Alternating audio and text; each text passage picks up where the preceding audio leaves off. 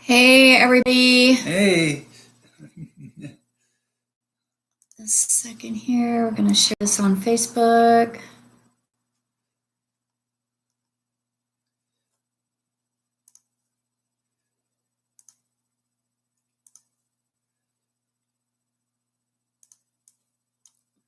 Okay. So it's 7 o'clock. It's 7 o'clock. We're back as we said we'd be, and we're going to be here every Sunday night at 7 o'clock, and we're going to be reading from our book, In Spite of Us, a love story about second chances.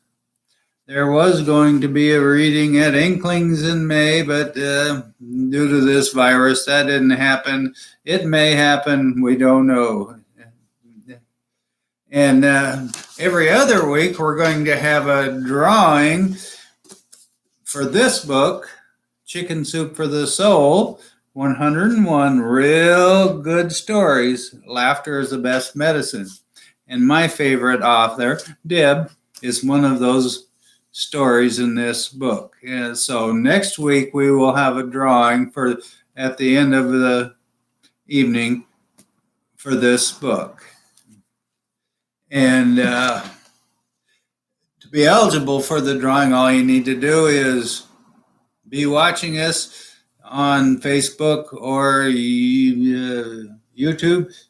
Yes, that's what we're on now is YouTube. Okay, and let us know you're here. Okay, but it doesn't have to be now, like when we're live. You can do it later.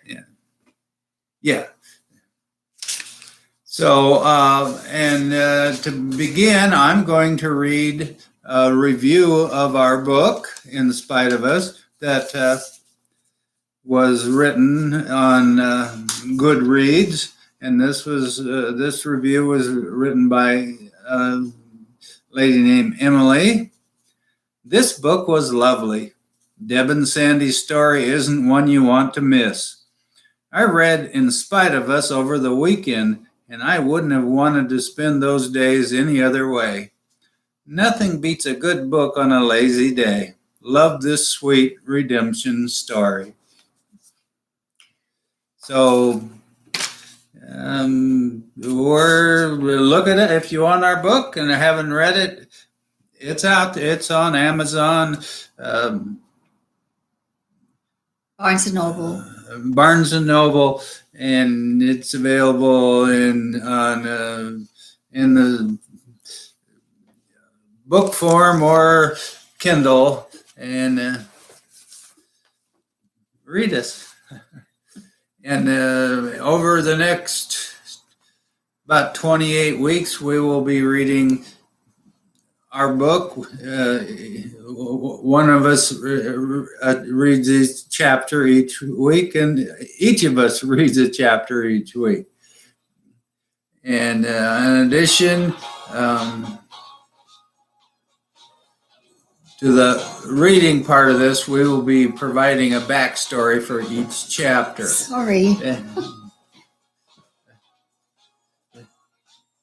Yeah. We got a Billie Jean again. Okay, there's a phone going off. Okay, so if you haven't been with us the last 4 weeks, you can go back and listen to weeks 1 through 4 to catch up. This week we will be reading chapters 9 and 10 and giving a little backstory for each one. Okay, so we really recommend that you go back and read the other chapters. So I'm reading chapter 9, and where we're at and what you need to know is that we've survived our blind date, and now we're trying to date. And you know how everybody brings baggage into a new relationship? Well, let's just say that our luggage clashed, okay? And so you've got 2 broken people trying to have the other one complete them as a person, So yes, every silly cliche that you've ever heard, that's what we're guilty of. So this chapter starts off with Sandy hurting my feelings. And then I have like this real mature reaction to it. And just prove what a real mess that I am. And I get myself in a pickle because of my hot-headed reaction to him hurting my feelings. So this chapter is called Keep My Children Safe and I Will Change. I need the music cranked up, a reason to wear high heels, and someone to listen because talk is my sport. Sandy needs quiet and comfortable clothes, and he's a Jesus freak. We'll never make it. So why bother trying? It's not that I wouldn't like things to work out. It's that I know they won't. One rainy afternoon, cooped up in his truck on our way to a remote yard sale, I light a smoke off the one I just finished. Recently, I switched to menthol. It helps my cough, sort of, like a vaporizer. Anyway, he looks over at me like I ripped a broccoli fart. I smoke, drink, and curse. And I've no plans to change. If that's not for you, it's your problem, not mine. I know he heard me. He looked over, choosing to ignore me. I could be sitting here naked with a live chicken in my lap, pull out a grenade, release the pin, toss it his way, and he'd fall into his la la la la, this is not happening mode. We pull onto a dirt road with a handwritten sign reading yard sale. Waiting at the end of the road stands a battered farmhouse with a screened porch surrounding the ground level. A yellow lab runs to greet us. Holding hands, we walk through an iron gate as if it were the pearly gates of heaven. Sandy spots an apple crate full of greasy tools, digging in with one hand while scratching behind the dog's ear with the other. We trade smiles, holding up our potential buys like pirates mad on rum. Our differences wait back in the truck cab. For now, we're comrades, ready to fall on our sword for each other. Adrenaline pumping, I hold up my best find, a red plaid jacket. 25 cents, what you think? Whoa, good job, he says, as I model it for him back in the truck. He holds up yet another old hand drill. I spent $1. Big spender. Can't have enough of those, right? We laugh, triggering my cough. I light up another Salem Slim. Junking and laughing feels good. Since Wednesday night's party, my esteem for Sandy has been running on empty. He lied about Anne. I know it. I'd say it's a sixth sense or a woman's intuition, but it's more like, how stupid do you think I am? Fact, they've slept together. Everyone at the party knew it, staring at me like they had a secret. Why did Sandy lie? Then afterward, he puffs up and starts lecturing me about not hanging on him when his daughters come for the weekend, like I've given him any reason to think I'm a clinging vine kind of gal. I was so angry. Doesn't the Bible say something about a lie for a lie? Well, maybe that's an eye for an eye. No matter, it serves him right. How dare he speak to me like I'm one of his bimbos vying for his presence? His love for his daughters is one of the things I admire about him.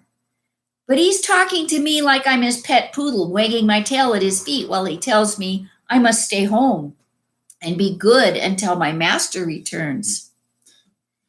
Just like last week, after telling him to stay away so I could tackle homework, I caught him riding his bike by my house like a boy in puppy love.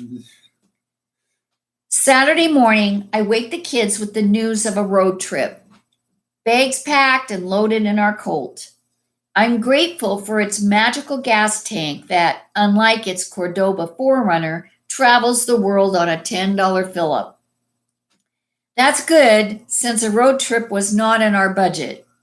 My motive began as a way to show Sandy what's what, but now I'm excited for the three of us to get away. Normally, they suckle fun from Disney Daddy's teat while I'm left serving unappetizing words like no. It's a bright June day, forecasting triple-digit heat. We begin the 99-mile trek to Soap Lake in perfect harmony. 10 minutes later, pulling onto the freeway ramp, the sibling bickering begins. Jay's moods just happen. There's no transition. Boredom strikes like a cold bucket of tedium thrown in his lap. Ever resourceful, he initiates his favorite pastime, pestering his sister. Jay, stop kicking my seat, Haley screams. Their bickering is like elevator music, annoying and predictable, but easily ignored. Besides, I'm focused on not worrying about money. I have a credit card. The trick is coming up with the money to pay the bill later. After 4 stops, 1 for soda, 3 to get rid of it, we reach our random map choice, Soap Lake. I'm relieved to see it does have a lake. We change into swimsuits in the car, taking turns being the human curtain. Jay's too old to go with us in the ladies' room and too young to use the men's room in a strange town. He doesn't agree, but keeps quiet, wanting to avoid a replay of last time when I ran into the men's room screaming his name because he didn't answer my calls from the door. We approach the beach, ready for a new experience. That is until we look around. I don't trust my eyes until I see that Haley, like me, is in shock. Jay appears at ease. If I'd had words of wisdom, I would have used them, but instead I resort to my habit of popping a funny when uncomfortable. Look, the Weebles! Weebles wobble, but they don't fall down, I sang, pointing to a round couple moving toward us. They're speaking in a thick Russian accent. Approaching, the woman says something to me, then laughs. Smiling back, I pretend to understand. Jay looks to me for an explanation. The man appears nude, but I have faith there's a Speedo hiding under his belly. But that's not what's weird. They're caked in a gray mud, as are the rest of the participants at this Aboriginal beach party. Haley stares at the only safe place, the ground, while little brother continues to search for the Speedo. Tugging on a tired, stretched out bikini strap, the woman responds for me.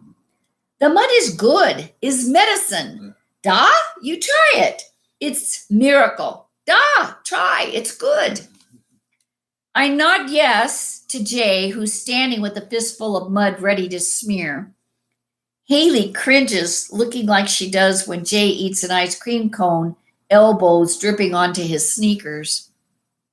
The mud smells like rotten eggs, or like the Tony Permanents my sisters and I suffered in childhood. Grabbing a handful of the smelly paste, I swipe it across my chest, down my arms and legs, and lastly, my face. When in Soap Lake, right? I say to Haley. Before she can answer, Jay and I give her a loving mud bath. As the name suggests, the lake is soapy, leaving a white film on the skin. Before long, we looked like the others, bodies rolled in batter, baked at 104 degrees, blanched in the lake, and dusted in flour. Some people travel thousands of miles to get healed in our mud bath. Locals just enjoy the show. Where are you from? Asked a mudless man sitting on a nearby towel. Yakima, says Jay, giving me the oops, I talked to a stranger look. We're going to the laser show tonight at Grand Coulee Dam. Struck bored with the guy, Jay and Haley leave me to answer his questions while they stand behind him, mouthing, bald spot, pointing and giggling. I answer his question about where we will stay tonight with not sure yet. He insists we'll never find a vacancy because of some big stampede going on. He happens to live 2 blocks away and offers to take us in. According to him, he's the world's most trustworthy soul. No, thank you. I may not be the best mom, but there are a few rules I have yet to break, like subjecting them to a serial killer. Tired of the argument, I take the address written on the back of his sandy business card. Just in case, he says. You can come in the middle of the night. I don't sleep much anyway. We leave the lake, going on to Grand Coulee for the laser show. Jay is upset because I made him shower in the women's bathroom. I don't blame him. It's just too dangerous sending him to the men's room alone. I picture the faces from my own childhood, the ones that look noble until they get you alone, cornered. Even when you escape unharmed, you don't forget when the guy in the white hat turned bad. It's like that moment when you gulp a glass of milk, then gag as the curdled lumps sour your expectations. The laser show is lame in the best way. Chariots of Fire and Equinox 5 boom from an outdoor megawatt speaker system, while beams of color dance across the dam's spillway, transforming into upscale 2D stick figures like fish, covered wagons, and Indian chiefs. The show began at dark sharp, about 9:30 p.m., ending at midnight. Earlier, pulling into town, I searched for a lit vacancy sign, trying to prove Mr. Good Guy wrong. Jay is asleep as soon as he's buckled in. Concerned, Haley searches with me for vacancy signs as we drive through both ends of town. Defeated, I drive the 26 miles back to Soap Lake, hoping they will have a vacant room. Haley has given up, leaning on the door, pressed against the window asleep. Lighted neon no's flicker next to every vacancy sign in town. I parked the car in front of the 2-story house with the address on the business card, wondering if I could make the drive back home to Yakima. There's no reason to believe the guy is not okay. Jay liked him. The porch light is on. I'm about to drive off when he comes out the front door waving us in. I sit there wondering what to do. He comes to the car and helps steer the kids into the house and to a bedroom downstairs. We work together like a married couple, tucking them into bunk beds, kept ready for the weekends when his children visit. He motions for me to follow him upstairs to the kitchen. Thank you for your hospitality. You were right, no vacancies anywhere. Not a problem, he says, lighting a candle, grabbing stemware and pouring TJ Swan, the tasty strawberry kind. I don't drink, I say, surprised by my words. It's AA meetings and coffee for this gal. He clears away the bottle and glasses, apologizing as if he'd shown up dressed at a nudist colony or vice versa. I'd already heard about his ex-wife at the lake. She single-handedly ruined their marriage and with the help of a lawyer stole him blind. Not knowing what to do without his wine and candles script, he nods as I excuse myself to the makeshift bed on the sofa. 2 hours later, unable to sleep for fear the serial killer would go near my children, I consider sneaking back to the kitchen for the wine. What would Sandy think of me now? What do I care? A good mom would never let her children sleep at a stranger's house. I've broken one of my mom rules from a short, lax list.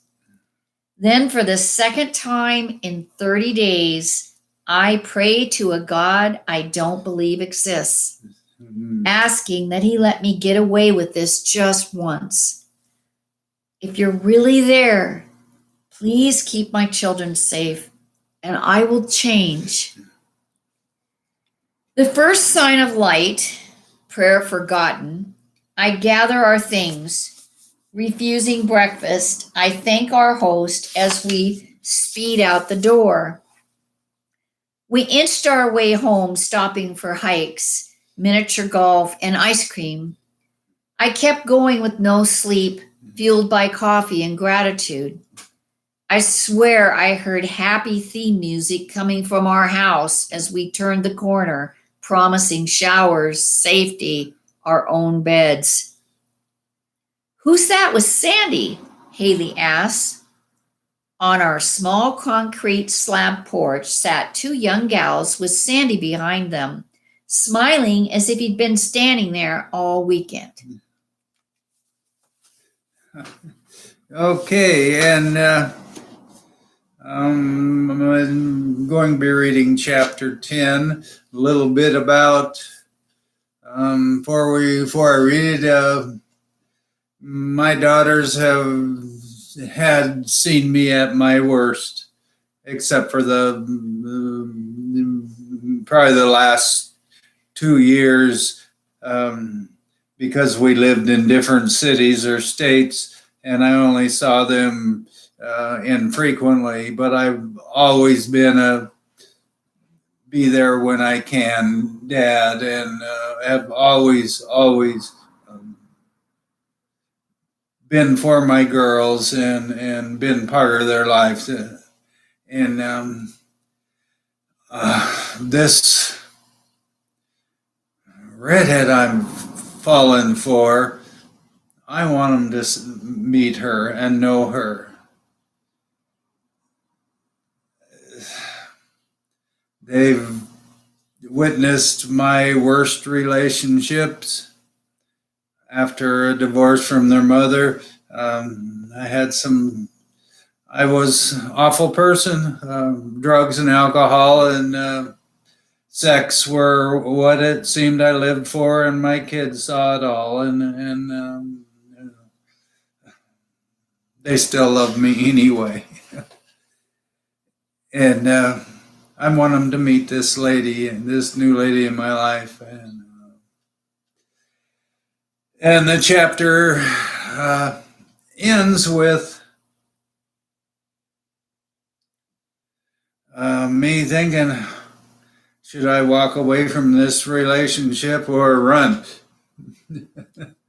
So here we go with chapter 10,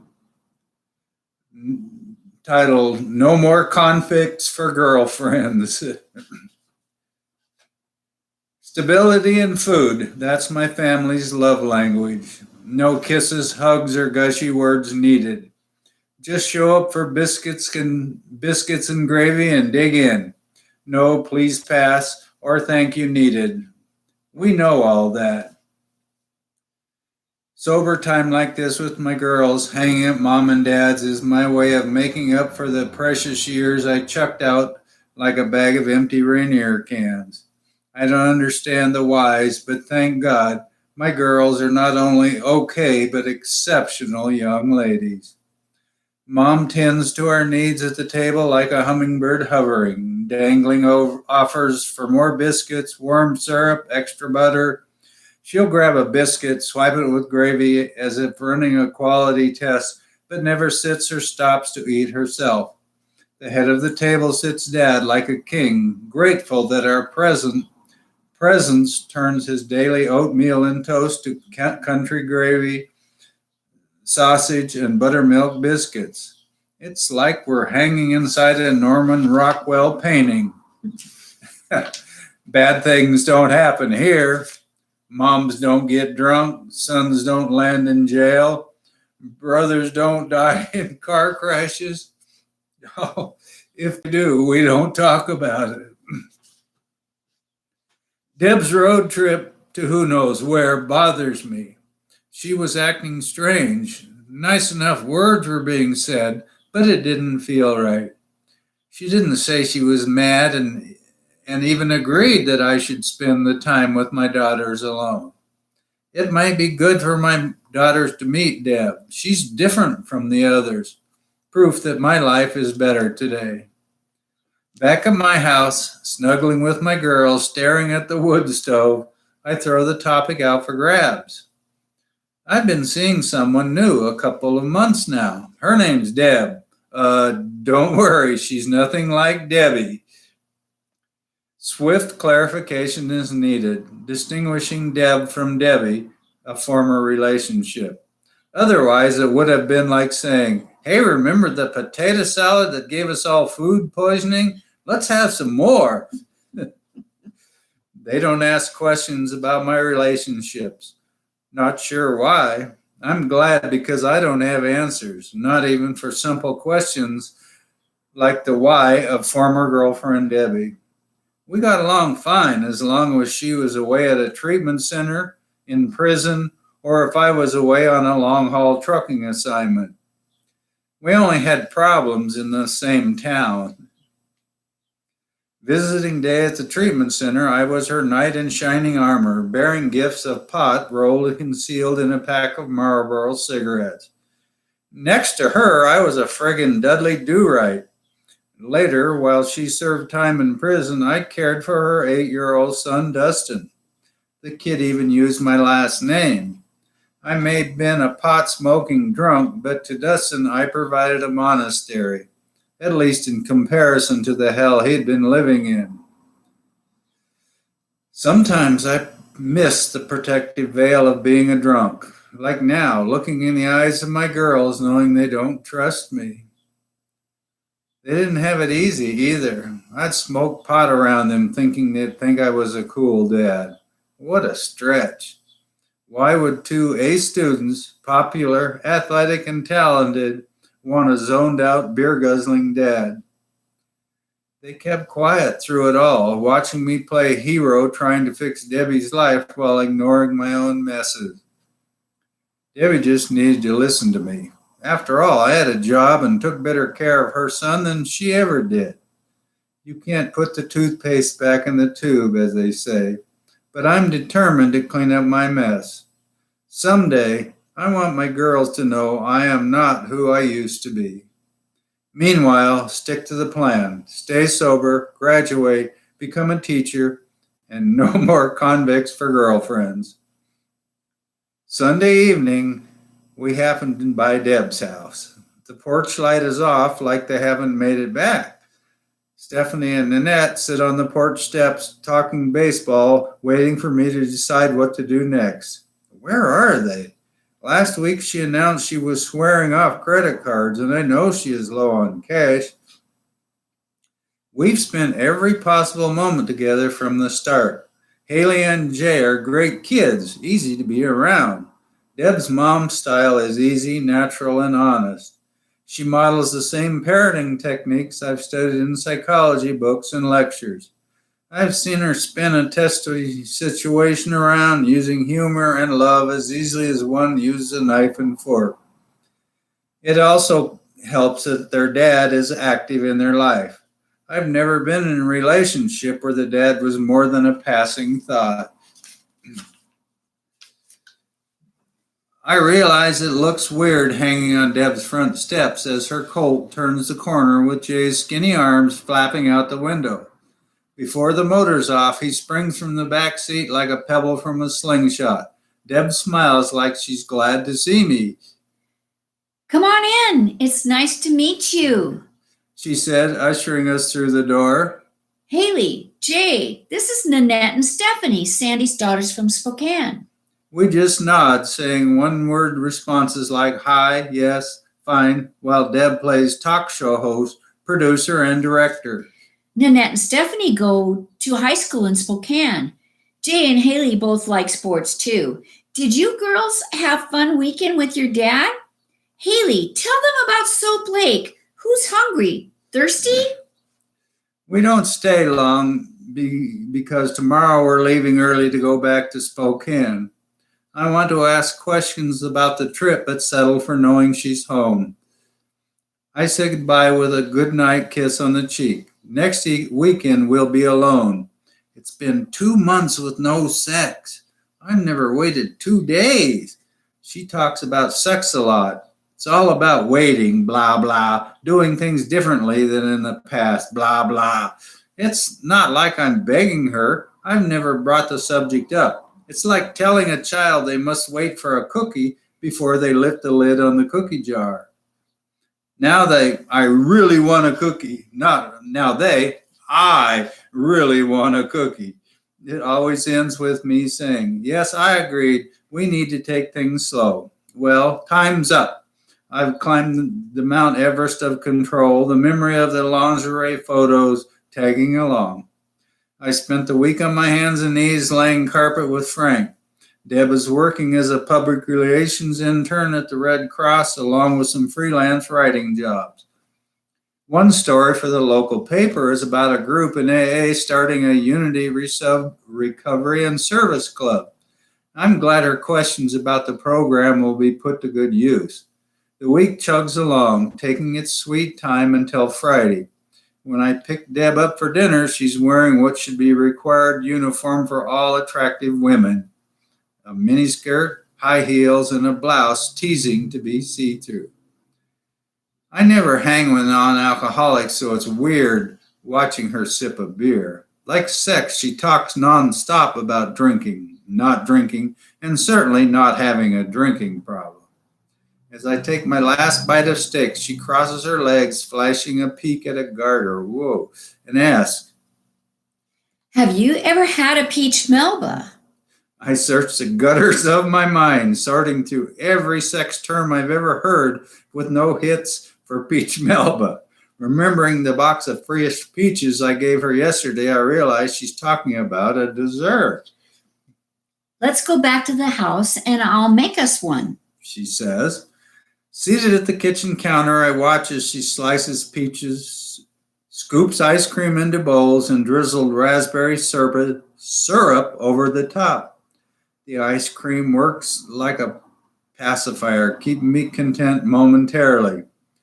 I wonder how she knew that. Before the bowls have time to warm, we heat up the kitchen. I consider swiping the dishes onto the floor, clearing the kitchen counter. Instead, I carry her to the sofa. While the last teeny button on her blouse, conquered, I nibble the concaves of her neck. Suddenly, she jumps to her feet, runs through the sliding glass door, and yells, What are you doing? Oh my God! I move in behind Deb to see what's going on. There's a man standing at the corner of the patio. He sees me, turns, and runs through the back gate. For a few moments, we watched the gate gently swinging in the breeze. After that, it was clear. The times we felt someone was watching, OJ's random barking episodes, staring at what appeared to be nothing. I pushed past Deb. It's him. Don't go out there. I mean it. He carries a pistol in his jacket pocket. Her logic is good. I choose to ignore it, following the path to the gate where he slinked away. There's no car in sight. We would have heard it start up when he left. He must have parked down the street, creeping into the backyard. After circling the house, finding no sign of him, I returned to the glass door. He's gone, sweetie.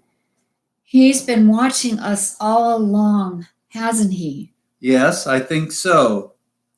We sit for an hour discussing every creepy feeling we've both had but shoved aside as paranoia. Soon we were blaming Wayne for everything. The stolen chicken and beer from the garage refrigerator, the flat tire, the missing sock. Over the sounds of our laughter, we hear screeching tires jolt to a stop in the driveway. It's Wayne's honky big old brown Plymouth. Deb pushes by me screaming. Get out of here. Go. He lowers his window. I step between Deb and the car. He flings a stack of papers at her, yelling, "Don't forget what we had." Then he screeches back out of the driveway, nearly sideswiping the neighbor's truck. The papers strung out on the yard are photographs, mostly of Deb, one or two of them looking happy and normal. I can't believe this guy. What were you thinking hooking up with him? How could you let him treat you like that? He so used you. I hope you know he never loved you. Snatching the photos from my hand, she tosses them into the air, screaming, Shut up. Shut up.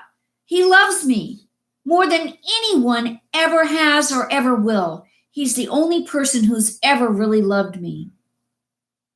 "That's not love. It's sick. You're sick. I'm out of here."